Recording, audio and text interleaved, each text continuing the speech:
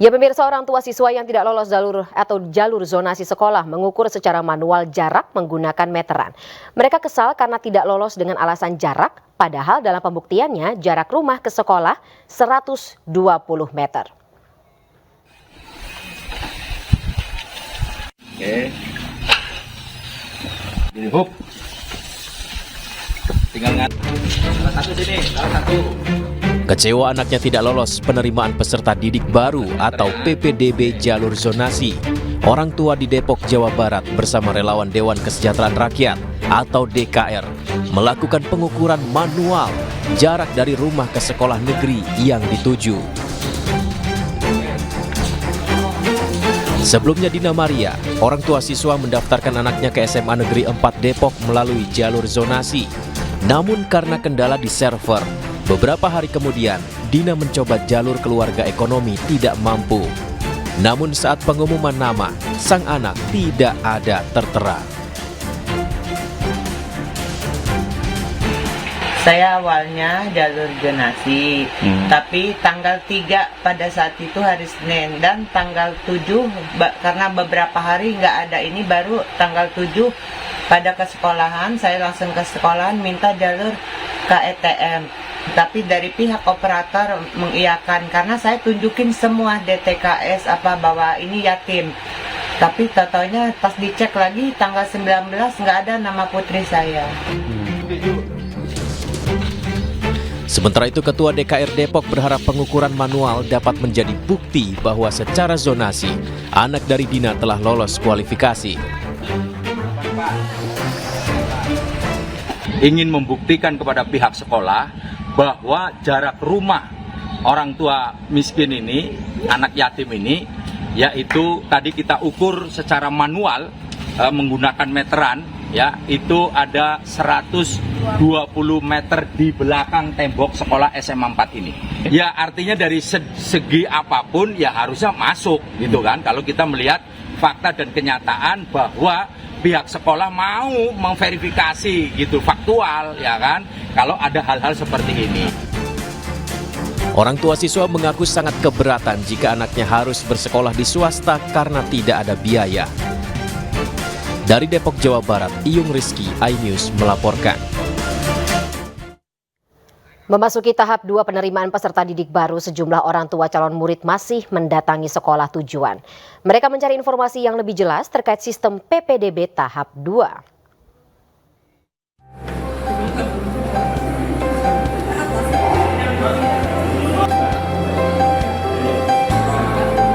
Satu persatu orang tua calon murid mendatangi salah satu SMA negeri di Jalan Sriwijaya, Kota Cimahi, Jawa Barat, Rabu pagi.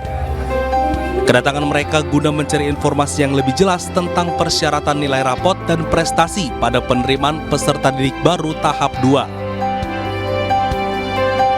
Selain itu, para orang tua calon murid ini masih kebingungan dengan sistem daring yang diterapkan Dinas Pendidikan Jawa Barat dalam pendaftaran PPDB tahap 2. Sehingga mereka pun mendatangi sekolah tujuan. Informasi PPDB tahap berapa, tahap 2 ya? Ya. Ini merasa kebingungan atau gimana, Bu? Iya, maksudnya ini ya jadi bingung gitu. Bingungnya kenapa, Bu? Ya nilainya kan kadang kuotanya Jadi datang sekolah. Iya. Oke. Pengen tahu aja. Awalnya kebingungan dengan informasi yang awal mungkin mereka, tapi setelah kita simpan di berbagai sudut informasi, kemudian tim PPI juga memberikan penjelasan, komunikasi dan sebagainya tentang adanya perubahan-perubahan yang mendasar yang untuk PPDB tahun 2004. Alhamdulillah mereka sudah mulai paham begitu. Karena tahap 2 itu cukup jelas. Kita kan hanya jalur prestasi, ada prestasi rapot, paling yang nanya-nanya berapa sih nilai rapot kemarin yang diterima terendah. Diketahui pada pendaftaran PPDB tahap 2, calon murid yang tidak lolos pada tahap 1 zonasi bisa kembali mendaftar ke sekolah favorit dengan jalur nilai rapot, prestasi, afirmasi PDBK atau peserta didik berkebutuhan khusus dan perpindahan tugas orang tua. Dari Cimahi, Jawa Barat, Yuwono Wahyu, iNews melaporkan. Kita ke informasi lainnya pemirsa, Kejaksaan Tinggi Jawa Barat menyatakan berkas Peggy Setiawan, tersangka kasus pembunuhan Vina dan Eki Cirebon belum lengkap atau P21. Berkas dikembalikan ke penyidik Polda Jawa Barat untuk dilengkapi. Sementara kuasa hukum serta orang tua Peggy Setiawan berharap agar Polda Jawa Barat mengeluarkan surat SP3.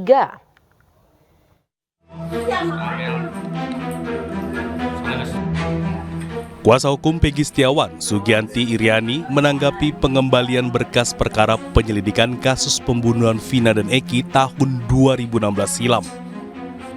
Sugiarti Iriani mengatakan pengembalian berkas perkara Peggy ke penyidik Polda Jabar karena dinilai belum lengkap secara formil dan material terkait alat bukti dan fakta yang belum memenuhi unsur.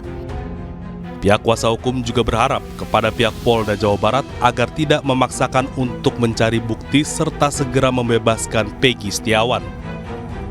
Bukti-bukti yang dikirim oleh Polda Jabar itu lemah seperti itu dan tidak ada bukti permulaan yang mendukung bahwa Peggy diduga sebagai pelaku pembunuhan Vina dan Eki sehingga masih P18 dan tidak bukti-bukti tidak ada unsur pidananya sehingga harus dipenuhi oleh pihak Polda dan itu mungkin tidak akan terpenuhi, makanya Ibu mohon dengan ikhlas dan tulus dan dengan kesadaran Polda Jabar akan memberikan SP3 kepada Peggy Setiawan. Sementara orang tua Peggy Setiawan, Kartini, meminta kepada Kapolda Jawa Barat agar segera mengeluarkan SP3 terhadap Peggy Setiawan karena yakin anaknya tak tersangkut kasus pembunuhan Vina dan Eki 8 tahun silam. Dulu juga saya sudah ngomong karena anak saya tidak melakukan kejahatan itu dan bukan anak saya pelakunya. Peggy tidak pernah ikut-ikutan geng motor. Peggy hanyalah kerja dan kerja mencari duit buat adik-adiknya. Sementara itu, rencananya pada sidang pra-peradilan yang akan digelar pada tanggal 1 Juli nanti, orang tua Peggy akan hadir pada saat persidangan berlangsung. Dari Cirebon, Jawa Barat, iNews melaporkan. Sementara saksi kunci yang melihat perkelahian antara Vina dan Eki bersama kedua pengendara sepeda motor mengaku didatangi oleh 3 oknum yang mengaku sebagai polisi. Rana alias Piying diminta ikut ke Mabes Polri guna dimintai keterangan terkait kejadian di Cirebon pada tahun 2016 silam.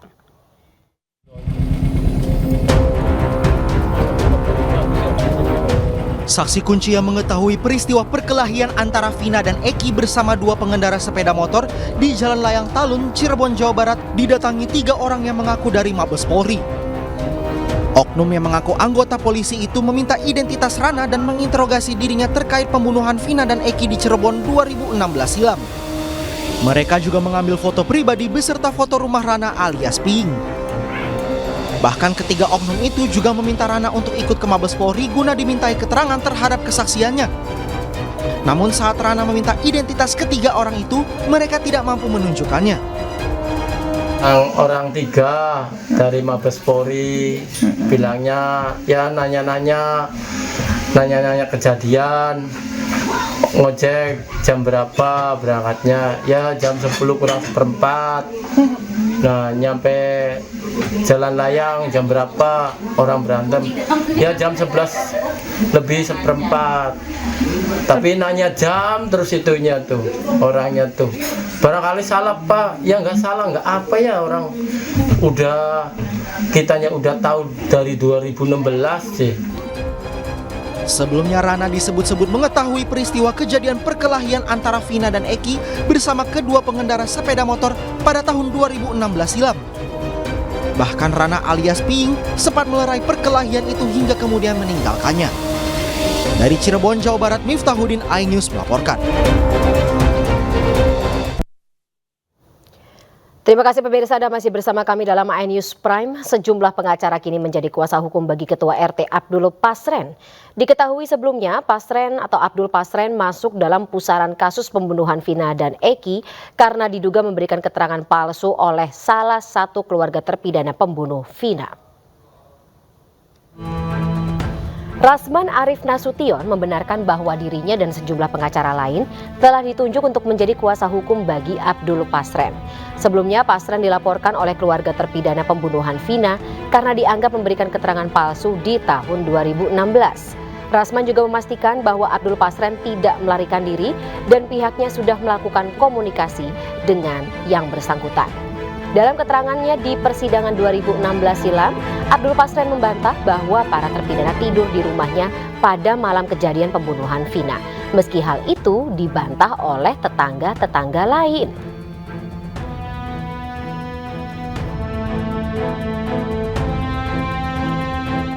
Maksudnya apa? Pak RT ini adalah orang yang menjelaskan bahwa tidak benar pelaku pembunuhan yang sekarang sudah ingkrah dan menjalani hukuman itu tidur di rumahnya. Anaknya juga. Lah sekarang ketika Pak RT dan anaknya mengatakan bukan tidur di rumah dia, terus kenapa kok Anda langsung curiga dan Anda sibuk, ribut? Masa dipaksa? Ya bukan tidur di rumah dia, sudah. Memang nggak tidur di rumah dia, memang anaknya bilang begitu, terus Anda kenapa paksa-paksa? Emang bisa dihukum dipaksa-paksa? Nggak bisa dong. Ya sudah, kalau ini sudah mentok, Anda jangan berkutat di sini saja. Wahai kamu-kamu yang sekarang katakanlah yang melaporkan ya ke Bareskrim Mabes Polri, terus ada pengacara lain yang mengatakan bahwa bagaimana dengan Abdul Pasren, dia sudah lari, bagaimana dengan... 1 bulan menghilang pemirsa, ayah almarhum Eki Ibtu Rudiana muncul. Foto Ibtu Rudiana bermain bulu tangkis beredar di publik dan menuai kritik.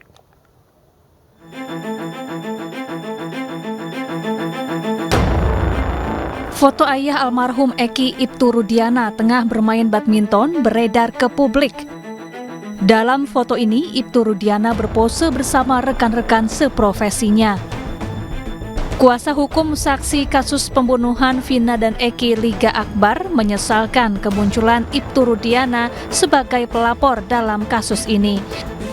Menurutnya, Ibtu Rudiana bisa muncul ke publik menjelaskan perkara kasus pembunuhan Vina dan Eki yang masih menjadi misteri selama 8 tahun. Kami sangat menyayangkan lah selaku kuasa hukum ataupun dari masyarakat juga, karena pada intinya kok pada saat main badminton bisa muncul, sedangkan untuk publikasi, untuk proses hukum ini tidak berani untuk muncul.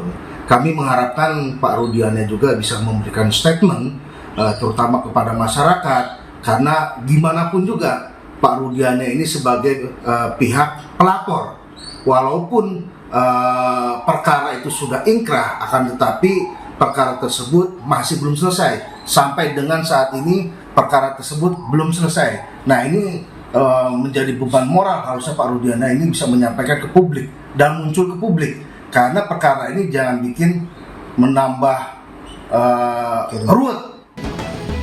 Sementara itu, foto Ibtu Rudiana yang beredar merupakan kegiatan Ibtu Rudiana saat mengikuti sebuah turnamen bulu tangkis. Dari Cirebon, Jawa Barat, To Iskandar, iNews melaporkan. Ya, sejak kasus Vina kembali mencuat, Ibtu Rudiana, ayah Eki kekasih Vina, hanya 1 kali muncul di hadapan publik dengan memposting sebuah video. Setelah itu, Ibtu Rudiana terus menghilang. Padahal penjelasan Ibtu Rudiana sebagai pelapor kasus pembunuhan Vina dan putra kandungnya, Eki, sangat dibutuhkan karena selama 8 tahun ini masih menjadi misteri. Berikut jejak keberadaan Ibtu Rudiana yang kini juga menjabat sebagai Kapolsek Kapetakan di Cirebon, Jawa Barat.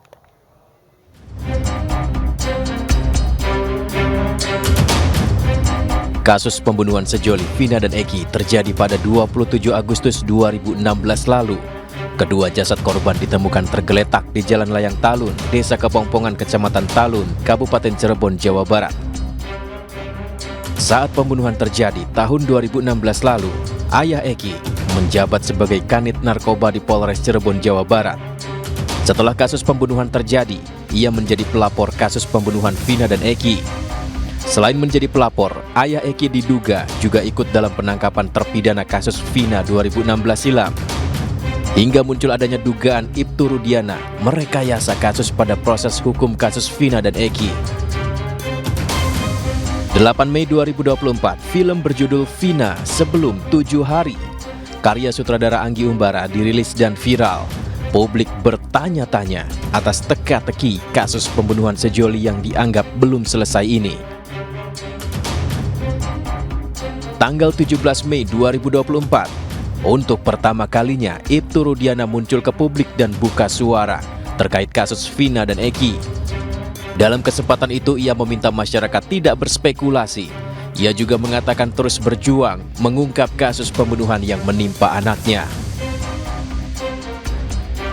Lebih sebulan hilang, 19 Juni lalu, Kepala Divisi Humas Polri Irjen Pol Sandi Nugroho menyampaikan bahwa Ibtu Rudiana sudah diperiksa Divisi Propam dan Itwasum.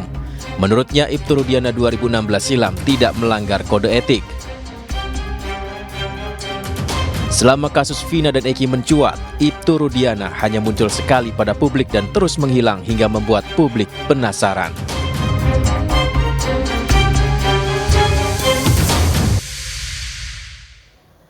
Pemirsa, proses pengajuan paspor di kantor imigrasi kelas 2 Sibolga Cabang Mandailing Natal, Sumatera Utara terpaksa tertunda akibat gangguan server Pusat Data Nasional atau PDN. Ratusan warga yang sudah melakukan pengurusan paspor terpaksa kembali ke rumah lantaran paspor tak bisa dicetak.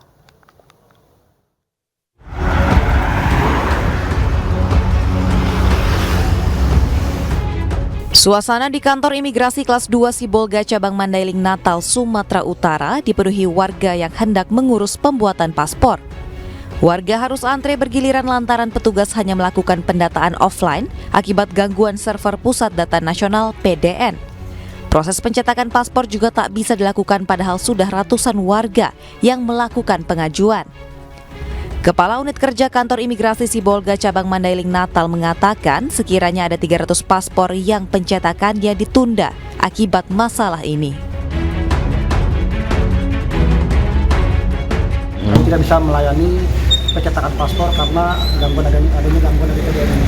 Udah berapa lama ini, Bang? Kira-kira mungkin sekitar 5 hari belakangan ini. 5 hari belakangan ini nggak bisa cetak ya, Bang? Terus apa, Bang, komentar dari warga gitu? Warga mengeluhkan karena lama sekali karena mereka butuh sekali paspor itu. Namun kita tidak bisa mencetak paspor, itu aja keluhan dari masyarakat. Ya mungkin Bang kita harus bersabar dulu karena kan mungkin ada beberapa sistem yang harus diperbaiki gitu, Bang. Apa jadi yang kau tunggu nih saat ini? Apa, Bang? Paspor yang dicetak atau seperti apa yang dicetak? Oh, paspor yang belum dicetak.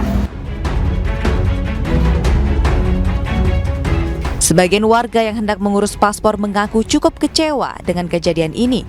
Mereka yang memiliki keperluan mendesak dan membutuhkan paspor berharap kendala server segera terselesaikan.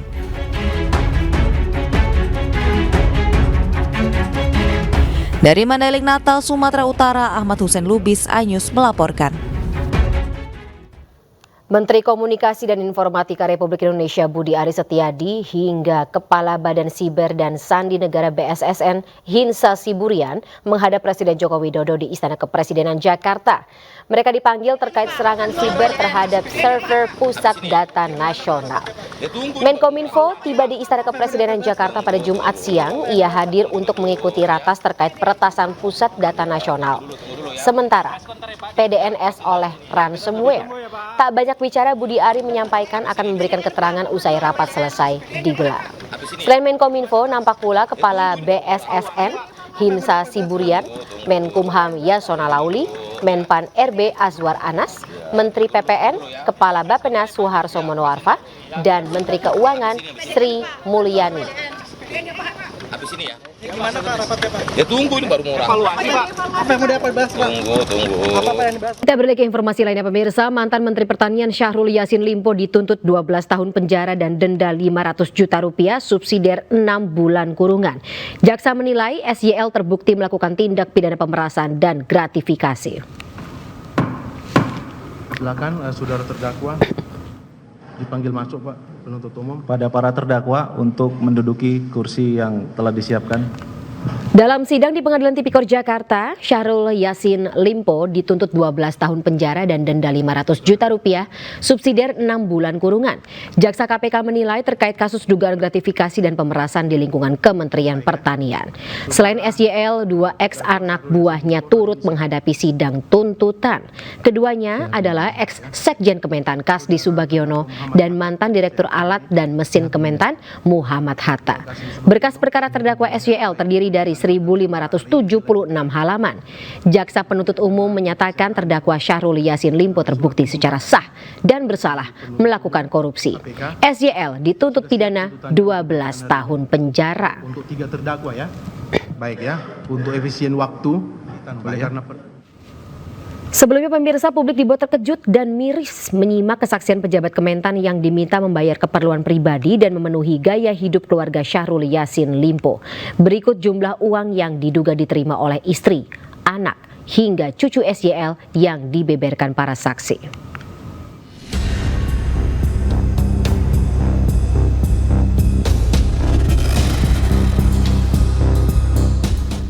Istri SYL, Ayun Sri Harahap, diduga mendapat uang bulanan sekitar 25 hingga 30 juta rupiah per bulan. Mantan Kasubag Rumah Tangga Biro Umum dan Pengadaan Kementerian Pertanian Isnar Widodo menyebut mengeluarkan uang itu sejak tahun 2020 hingga 2021. Sementara itu dalam dakwaan jaksa disebutkan total penggunaan uang korupsi SYL untuk istrinya mencapai 938,9 juta rupiah. Istri SYL juga kerap menerima uang Kementan untuk membeli skincare atau perawatan kulit wajah.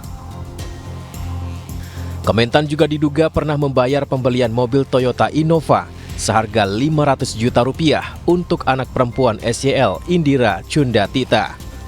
Hal ini dibeberkan saksi Arif Sofian, seorang pejabat fungsional barang dan jasa rumah tangga Kementan.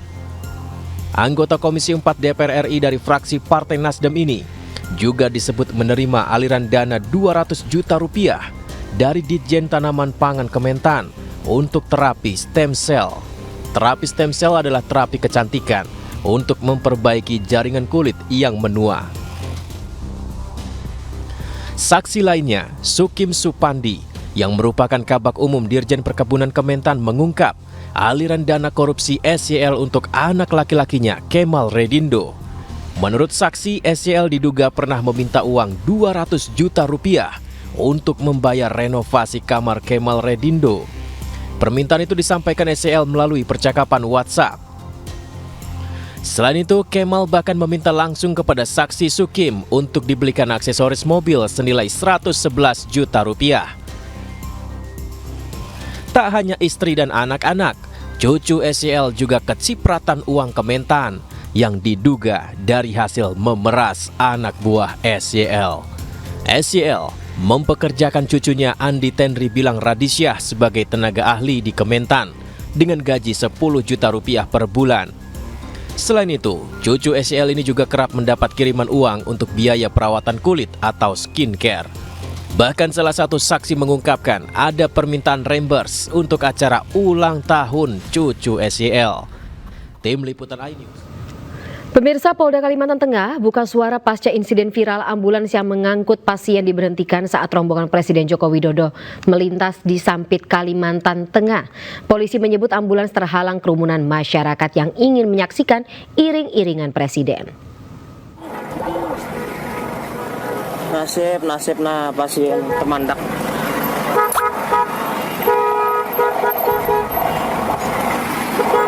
Demi rombongan Bapak Joko Widodo.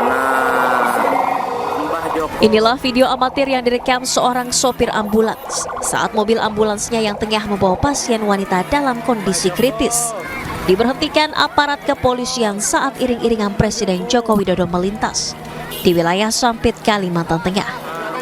Peristiwa ini terjadi di depan RSUD Dr. Muryani Sampit pada Rabu siang. Menanggapi video viral tersebut, Polda Kalimantan Tengah menyampaikan klarifikasi. Polisi menyebut saat kejadian mobil ambulans terhalang keramaian kerumunan warga yang menyambut kedatangan Presiden. Pada saat itu, ambulan yang mau masuk ke depan rumah sakit Murjani itu memang terhalang dengan warga. Saking banyaknya warga membludak sehingga ambulan belum sempat masuk, dan jarak dari pengawalan itu hanya sebatas kurang lebih sekitar 10-20. Dan kami sayangkan juga bahwa supir dari ambulan tersebut tidak menyalakan rotator, sehingga dari jauh sebelumnya seyogianya bisa menyalakan rotator sehingga bisa lebih diamankan untuk segera mendahului masuk ke rumah sakit. Pasca videonya viral, sang sopir ambulans pun menyampaikan permohonan maaf atas kegaduhan yang timbul akibat video yang diunggahnya. Saya selaku Direktur Ambulan Relawan Dompet Peduli menyatakan dengan adanya video yang sedang viral pada saat kunjungan Bapak Presiden Joko Widodo pada hari Rabu 26 Juni 2024, yang mana pada saat itu saya sedang membawa pasien yang sedang kritis, dan saya panik dan spontan membuat video tersebut dengan maksud dan tujuan tidak lain agar saya mendapat prioritas jalan menuju rumah sakit. Saya pribadi memohon maaf pada semua pihak dengan adanya video viral tersebut yang merasa dirugikan dan merasa tidak nyaman dengan video tersebut. Sementara itu, pihak Istana Kepresidenan melalui Deputi Bidang Protokol Pers dan Media Sekretariat Presiden Yusuf Permana meminta maaf. Pihaknya menyebut sesuai SOP, rombongan Presiden harus memprioritaskan mobil ambulans hingga mobil pemadam kebakaran. Peristiwa di Sampit pun akan menjadi atensi untuk seluruh jajaran pengamanan. Dari Sampit, Kabupaten Kota Waringin Timur, Kalimantan Tengah, Normansyah, iNews melaporkan. Pemirsa, suasana haru mewarnai kepulangan jemaah haji asal Kabupaten Goa di Asrama Haji Sudiang, Makassar, Sulawesi Selatan. Sebelumnya pesawat yang ditumpangi rombongan jemaah haji ini sempat terbakar saat berangkat ke Tanah Suci pada Mei 2024 yang lalu.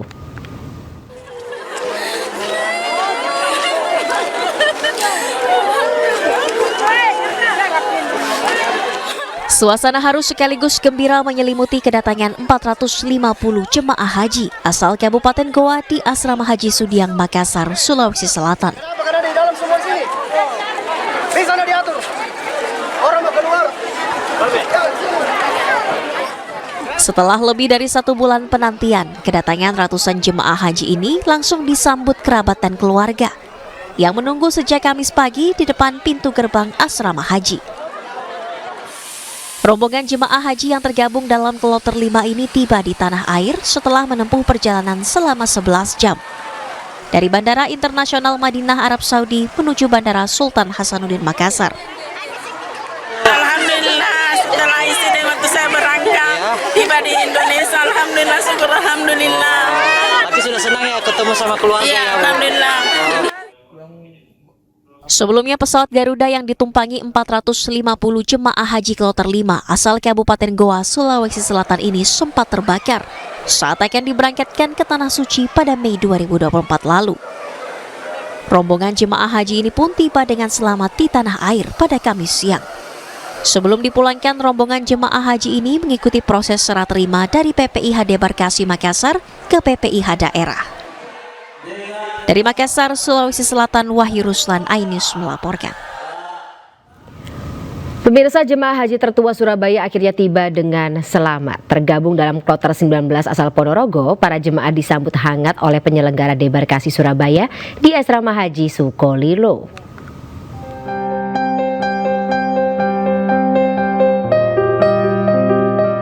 Usia senja tak menyurutkan semangat menunaikan ibadah haji dari Mbah Harjo Mislan. Ya, jemaah haji satu ini merupakan jemaah haji tertua asal Ponorogo. Usianya beranjak 109 tahun. Rasa syukur pun dipanjatkan keluarga Mbah Harjo dapat menunaikan haji dengan lancar dan selamat sampai ke kampung halaman. Kita berdoa kepada Allah, minta petunjuk bagaimana kita tetap sehat, bagaimana kita bisa melakukan rukun-rukun yang tidak bisa.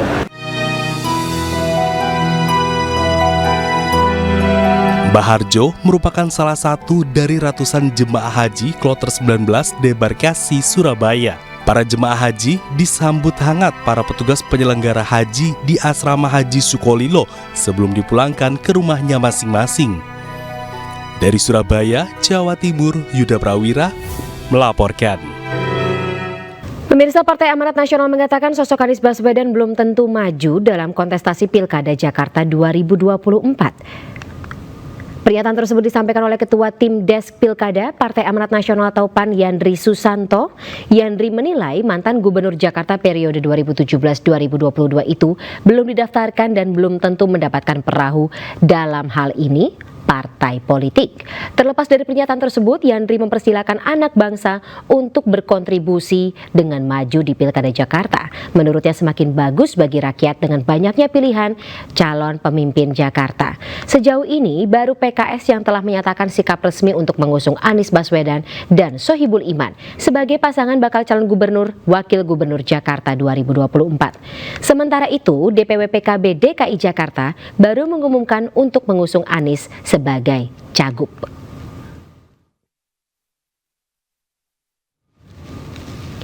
Pernyataan dari PAN mengingatkan publik pada Pilpres lalu, seolah menegaskan Pilgub Jakarta tak sekedar pemilihan kepala daerah, tetapi terdapat gengsi tingkat nasional.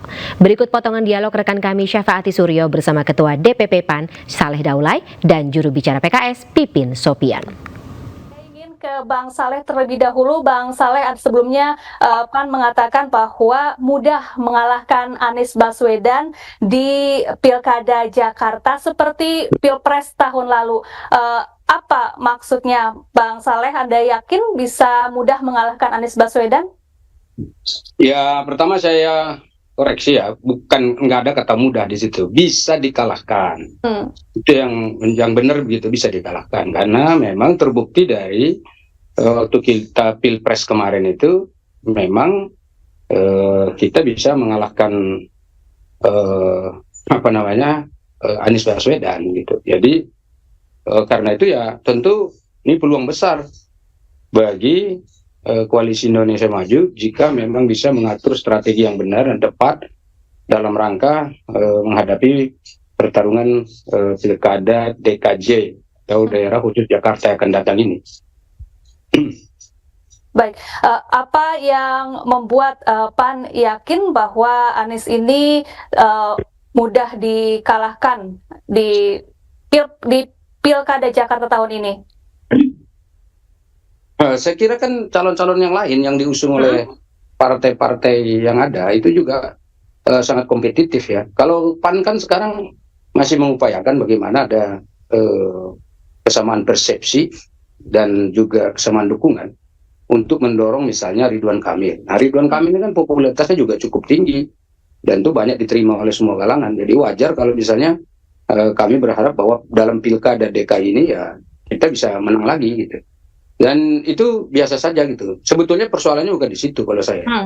Saya lihat yang saya soal salah satu kemarin itu adalah ini kan calon-calon yang muncul ini adalah calon-calon yang diusung oleh partai-partai politik. Nah gitu. Memang siapapun boleh dicalonkan dan mencalonkan diri itu boleh. Nah tetapi masalahnya kita ini kan kemarin ditanya kenapa PAN masih mendorong kader sendiri. Ya karena memang kami punya kader yang siap dan layak untuk didorong untuk menjadi kepala daerah di Jakarta. Jadi kami yakin bahwa Ibu Zita Anjani itu udah punya pengalaman, kan dia wakil ketua DPRD sekarang.